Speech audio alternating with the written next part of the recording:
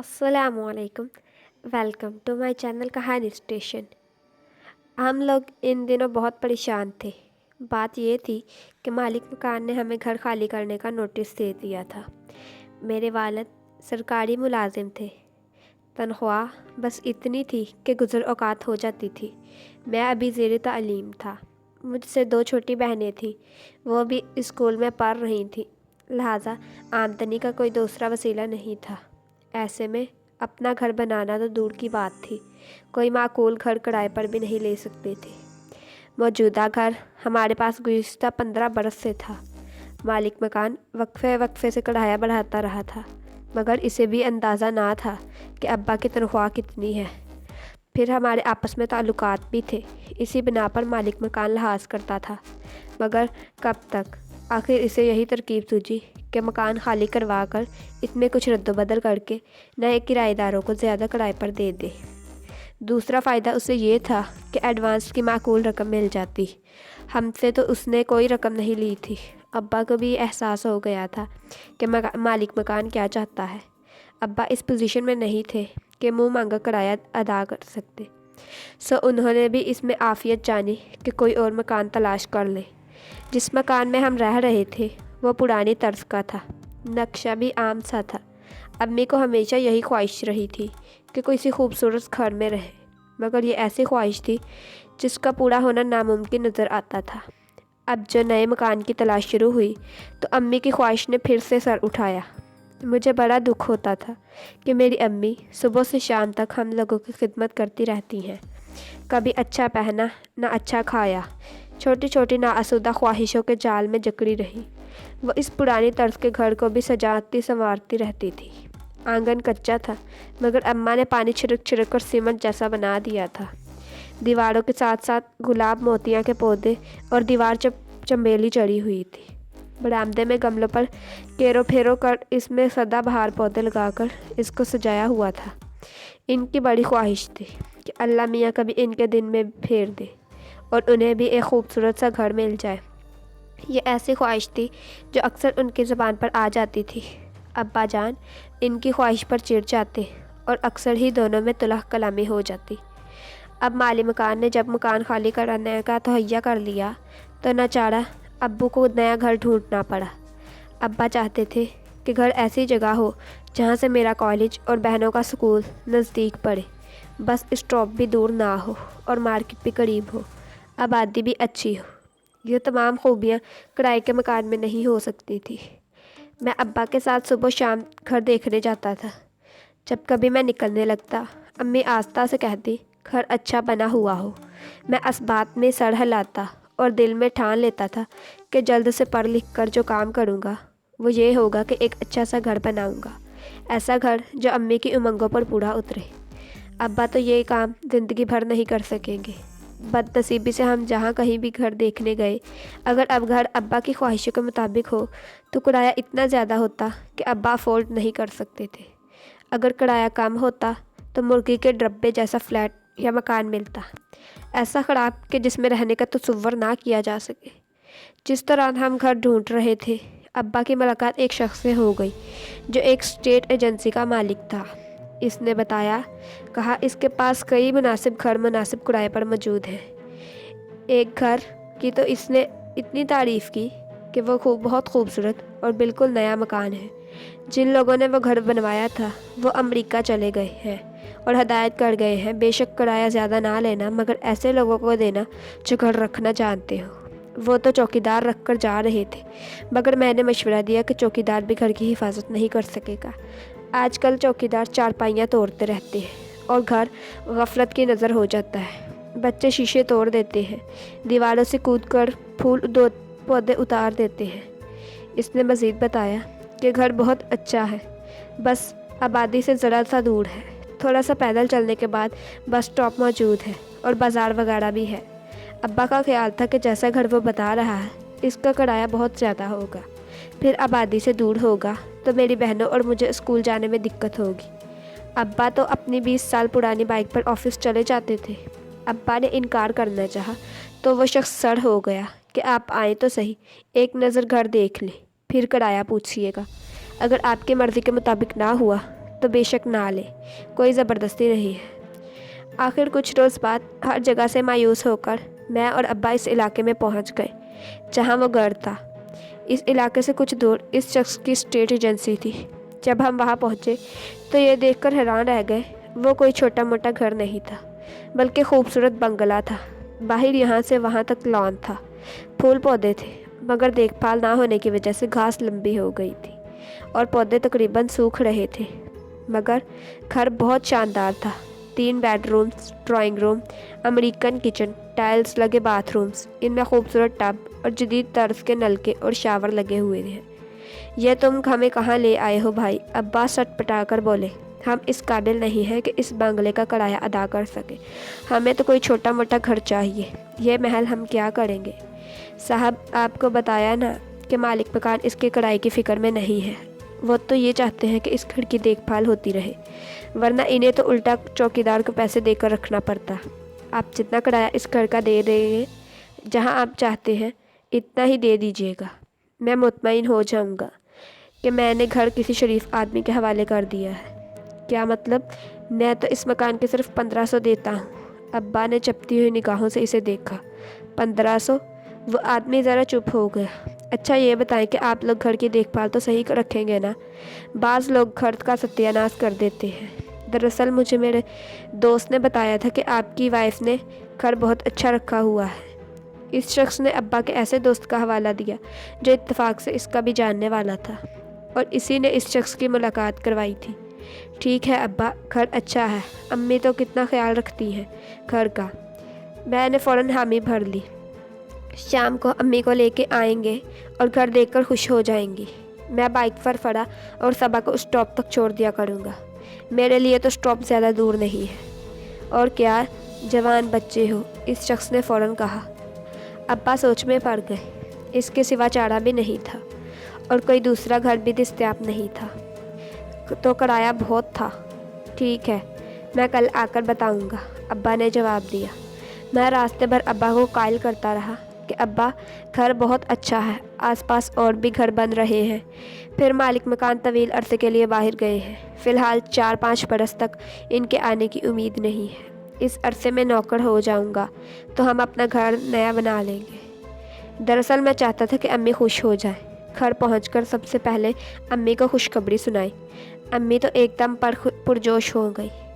अंधेरा ना हो जाता तो मैं अभी चली जाती, वो खुश होकर बोली। अब्बा किसी काम से बाहर गए तो मैंने दिल खोल कर इस घर की तारीफ़ें की और एक एक चीज़ तफसील के साथ बताई। अम्मी सारी तफसील सुनकर बहुत खुश हुई।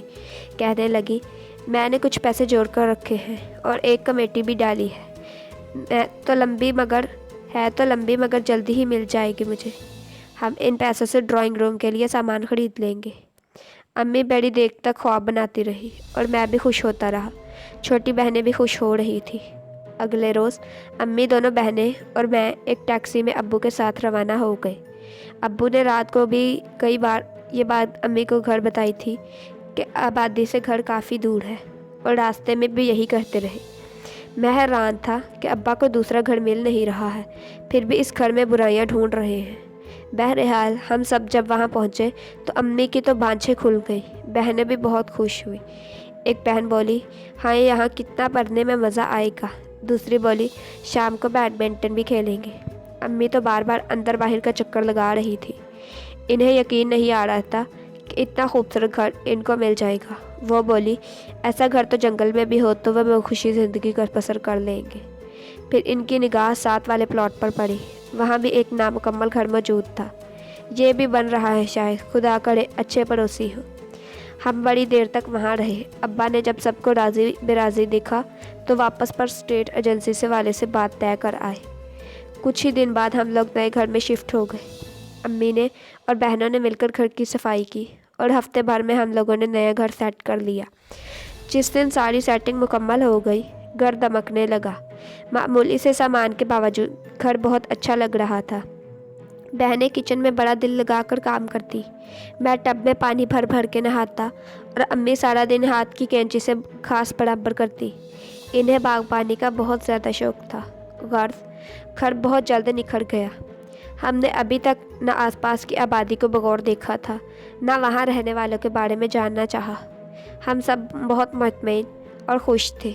वो पहला वाक़या था जब सबसे छोटी बहन बाथरूम में नहा रही थी। इसके जिस्म पर और मुंह पर साबुन लगा हुआ था कि पानी चला गया। इसने दरवाजे से अम्मी को आवाज़ दी। अम्मी दौड़ती हुई गई। उन्होंने कहा, कहीं अंदर से कोई वाल्व बंद तो नहीं हो गया, वरना पानी तो हर नलके से आ रहा है। अम्मी ने इसे बाल्टी में भरकर पानी दिया। वो नहाकर निकली तो अम्मी ने बाथरूम के नलकों का जायज़ा लिया। जो ही नलका खोला, पानी बड़ी तेज़ी से आने लगा। अम्मी ने बहन को डांटा कि इसे सही तरह से नलका खोलना नहीं आया। अम्मी ने नलका बंद किया और बाहर निकलने लगी तो नलका फिर खुल गया। अम्मी बड़ी हैरान हुई कि अभी तो नलका अच्छी तरह बंद किया है। अम्मी ने वापस जाकर नलका बंद किया, मगर नलका बंद नहीं हुआ। अम्मी समझी कि नलके का वॉशर ख़राब हो गया है। उन्होंने नीचे से वाल्व बंद कर दिया। पानी बंद हो गया। वो बाहर निकलने लगी तो शॉवर खुल गया और पानी की बौछार शुरू हो गई।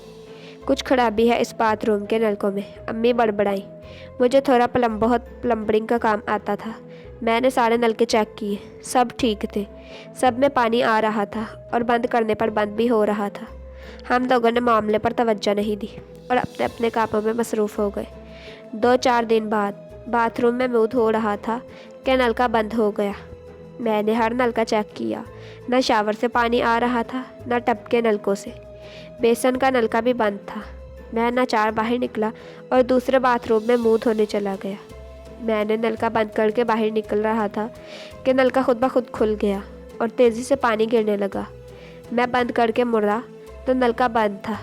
मैं बहुत हैरान हुआ कि क्या मामला है। मैंने अम्मी को बताया तो वो बोली, खुदा जाने इस खड़के नलकों में क्या चक्कर है, जिन्नात होंगे। मेरी बहन बोली, ये मजाक की बात नहीं है, मुझे शक हो रहा है कि घर में कुछ है। सुबह मैं चाय बना रही थी तो मेरी बिल्ली ऐसे फू फू कर रही थी जैसे इसके सामने कुछ हो। मेरी दूसरी बहन बोली, अच्छा ये फजूल बातें मत करो और अपने अब्बा के सामने तो कुछ भी नहीं कहना, वो तो बात का पतंगर बना देंगे, अम्मी ने बहन को घूर कर कहा। अगली सुबह मैं किचन में चाय लेने गया तो मैंने देखा कि बिल्ली किचन के दरवाजे के साथ खड़ी गुर्रा रही है। इसके जिस्म का एक एक बाल खड़ा हुआ था, दम फूली हुई थी और वह अपने साथ देख देख कर इस तरह आवाज़ें निकाल रही थी जैसे किसी चीज़ से खौफज़दा हो। मैंने अच्छी तरह इधर उधर देखा मगर कुछ नज़र नहीं आया। बहन किचन में खड़ी ये सब देख रही थी। मुझे देखकर बोली, देखा भैया, बिल्ली को देखा कैसे कर रही थी। हालांकि आसपास कोई कुत्ता भी नहीं है जिसे देखकर ये ऐसे फूं फूं करती है, ना कोई और जानवर, मगर खुदा जाने इसे ऐसा क्या नज़र आ रहा है। बहन की इस बात में सताकत थी। मुझे कुछ कुछ खौफ महसूस हुआ। भैया पानी भी नहीं है, वो बोली। क्या? सुबह अम्मी ने तो मशीन चलाई थी और टंकी ओवरफ्लो हो गई थी। मैंने हैरान होकर कहा, आप खुद देख ले। इसने नलका खोल कर दिखाया। वाकई पानी बंद था। फिर सारे घर के नलके चेक किए, कहीं भी पानी नहीं था। मैंने टंकी को चेक किया, वो ऐसे खाली थी जैसे इसमें कभी पानी था ही नहीं। मैं उलझन का शिकार हो गया।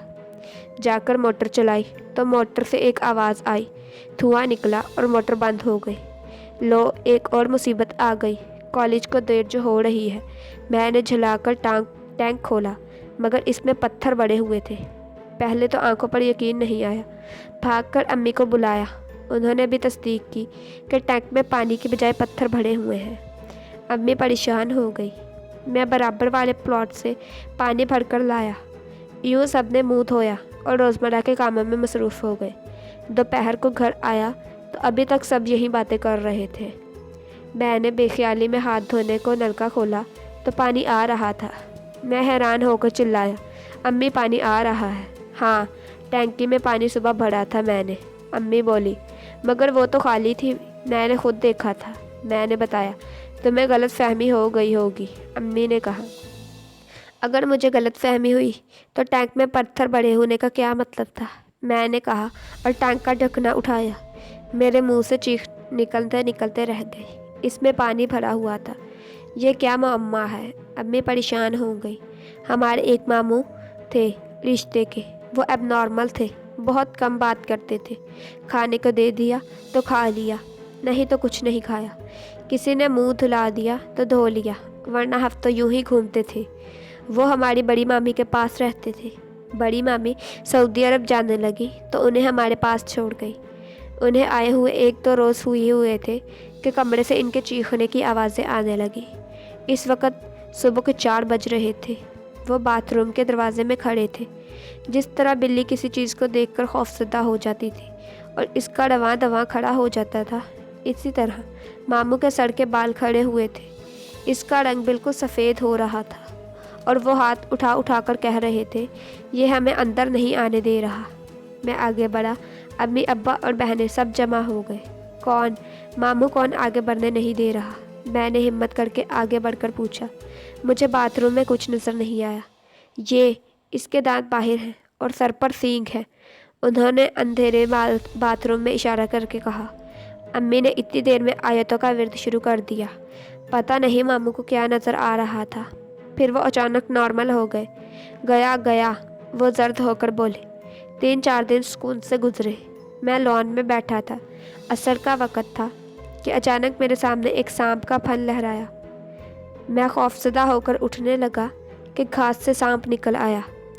मगर सांप से ज़्यादा खौफनाक बात थी कि ये सांप किसी अनदेखे में हाथ में था और कोई इस रस्सी की तरफ मेरे चारों तरफ घुमा रहा था। मैं हलक से कोई आवाज़ भी नहीं निकाल सका और बैठे बैठे पसीने में नहा गया। इस घर में ज़रूर कोई बला है, कोई आसेब है, कुछ भी है ज़रूर। हमें यह घर फ़ौरन खाली कर देना चाहिए। मैं सोच रहा था। अब्बा ने घर में दाखिल होते मुझे गुमसुम हालत में देखा तो इधर ही चले आए। अब्बा पर मेरी जूं ही नज़र पड़ी, मैं खौफ से चिल्लाया, अब्बा सांप! कहाँ है? अब्बा समझे कि घास में सांप नज़र आ रहा है, मगर मैं खला में देख कर इशारे कर रहा था। अब्बा को वो सांप नज़र नहीं आ रहा था। फिर सांप गायब हो गया। मैंने खौफजदा आवाज़ में कहा, अब्बा ये घर छोड़ दे, यहाँ कुछ है। खौफ से मुझे बुखार चढ़ गया। सब मेरे सरहाने जमा हो गए। अम्मी पर पड़कर फूंकने लगी।